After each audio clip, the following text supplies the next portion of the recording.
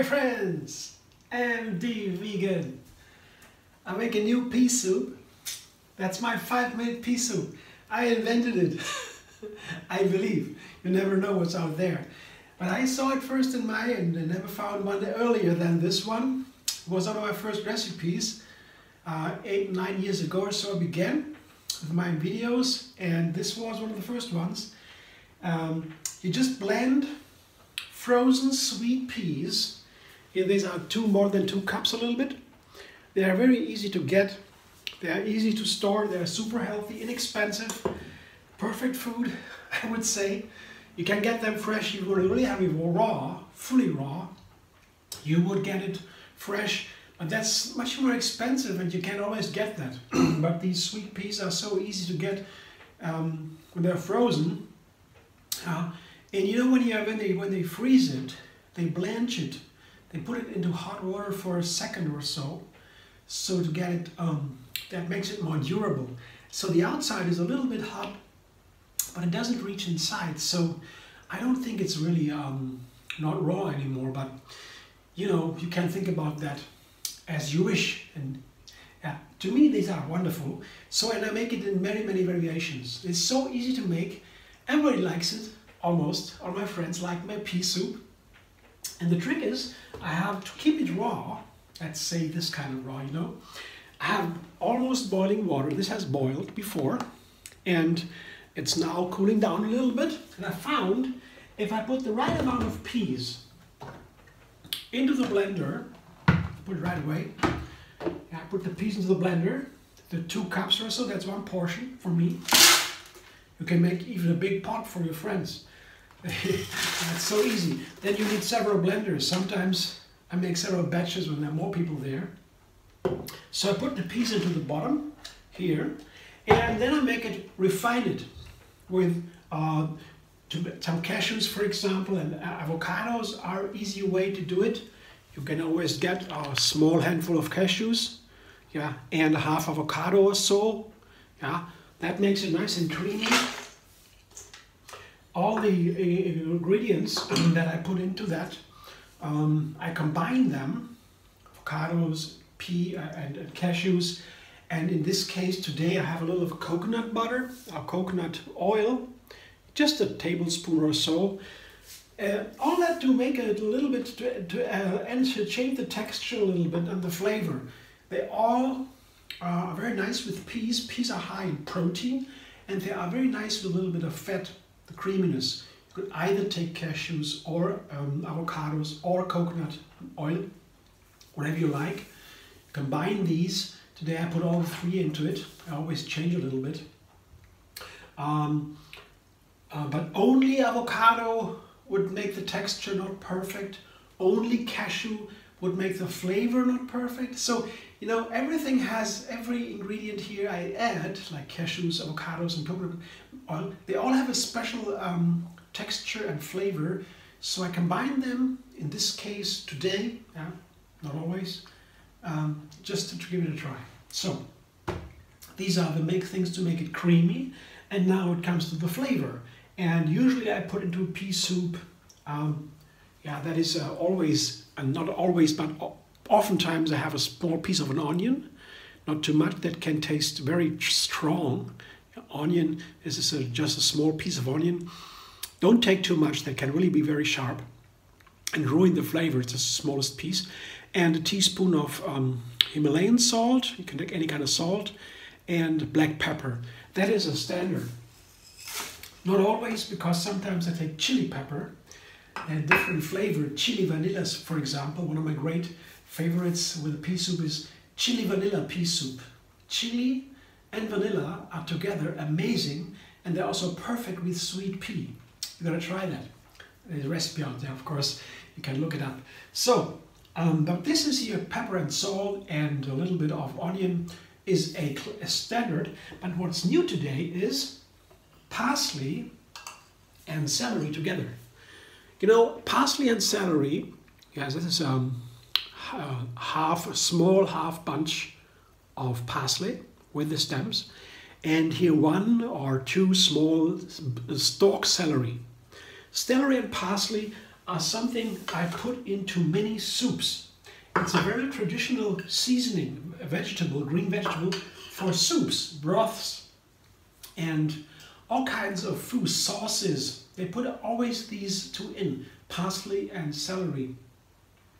And give a really nice flavor. They are balancing each other. Greens, of course, are always super healthy. Yeah, it's a lot of nutrition there. Yeah, but also they use it for the soup, also to make it more tasty, because celery and parsley both are balancing each other. I would say like lemon and salt a little bit. You know, the sour aspect in different ways. So celery is for the saltiness. There is a salty flavor to celery and a smoky tone, earth tone, but in a salty way, without salt, of course. It tastes salty, and so it's super healthy.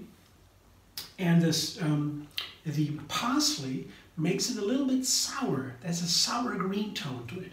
Also, earth sour green. They have a special sour flavor to the greens.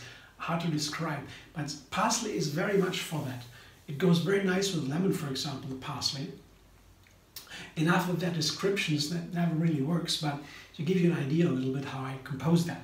So celery and parsley is a classic to give it a broth or a soup, a really nice rounded flavor. Yeah, in the Western countries do that always. So that's my flavor, the celery parsley pea soup, to make it short. And now I come back to the hot water. So to get the right temperature, to keep it a raw soup and to make it warm at the same time, that's an old trick, I put the hot water, here I show you, a little bit over the peas. Yeah, it has to be 2 centimeters or so, you see. 2 centimeters, you see, over the peas now. I got 2 centimeters, you see. That's 2 centimeters over the peas. And that usually gives the perfect texture and the perfect temperature if the peas are still frozen and the water has already boiled and is cooling down a little bit. So let's see if it works now. I can always add a little bit more water when I want to, but I don't have too much now, I guess. That blender dance, let's see.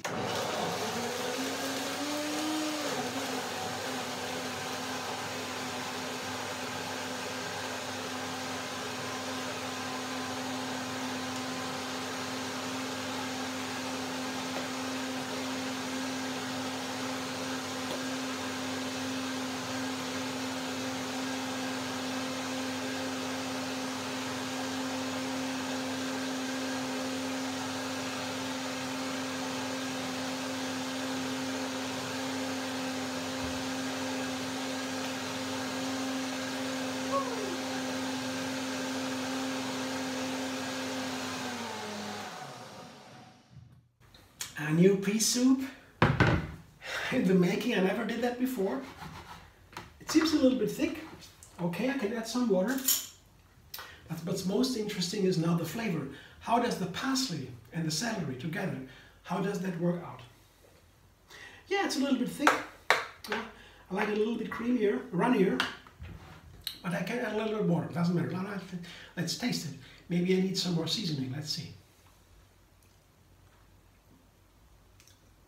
Wow. Yeah, wow. That is this vegetable flavor from the celery and parsley. Exactly the smoky, sour, earthish is exactly what I was waiting for. I didn't know what it would taste like, but now I recognize it now. Wow, it's wonderful. But I definitely need more water.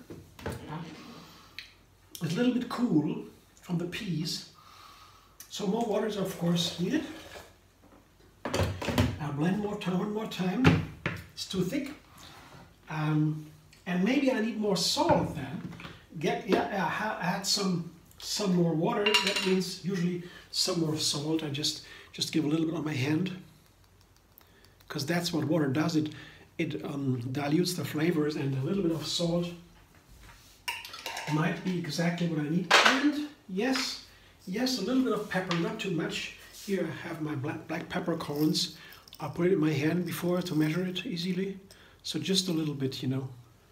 to put into the soup to balance the extra water. So let's see.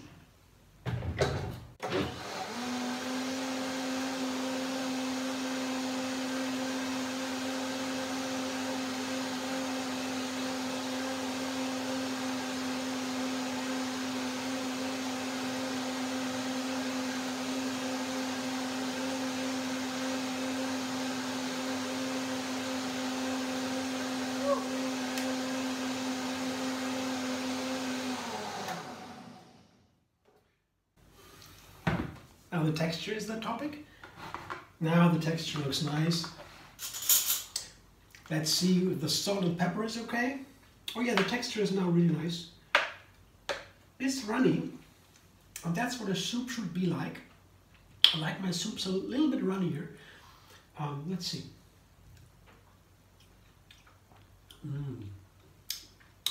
Wow. There we go. Yeah. I'd say it's perfect. Yeah, pepper is there, it's clear.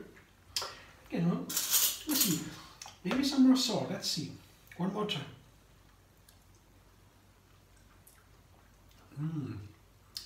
Wow. You know what, a little bit more salt.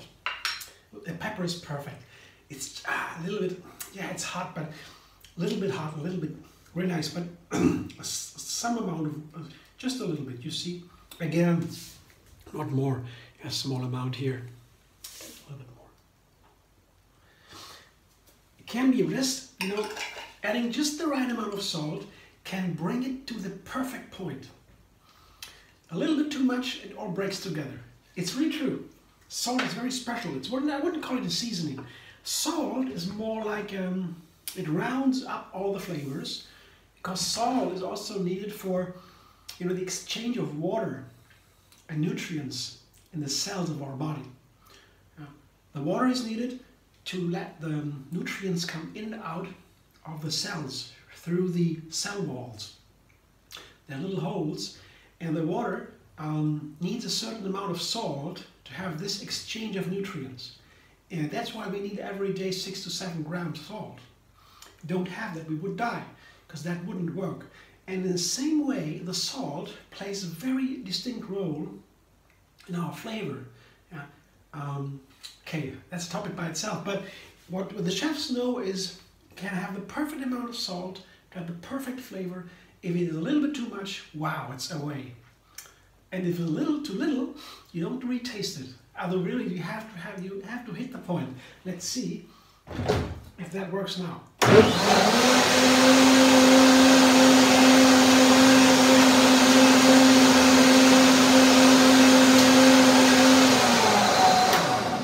That said, if you want to take salt, and you don't need to take salt in your food, that's just a way of seasoning it. There are whole cultures who do not use salt and other spices instead. So that's just, you know, another topic. But now let's see. The texture seems really nice and perfect to me. The color is beautiful, that green pea color with the celery and the parsley. All these colors are wonderful. I'll show you in a moment. But first, let me taste it, if it's okay. Yes, it is okay. I show you what it looks like. I pour it with my bowl. And usually this, you can also see the texture. This is the perfect soup texture. You see? Wonderful. I might put some avocado pieces in there if I want to. I'm not sure. Maybe not this time. I use a little bit of coconut oil there. It's fatty enough. Yeah. And that's always how you feel it, what you feel like. I mean, usually I put some pieces of avocado in there, a little bit of decoration. Yeah, maybe some salt crystals, some the fleur de sel, the large salt crystals, are crispy on top to decorate. I could cut up some parsley into small pieces and decorate it, whatever you like. Maybe this time I will not use the avocado. I haven't decided yet, I don't know. It's up to you. Again, thanks for watching. I mean, anyway, thanks for watching, and maybe you like my videos, subscribe, MD Vegan on YouTube, have another recipe every single day, and find me on Facebook, Instagram, Pinterest, and Twitter.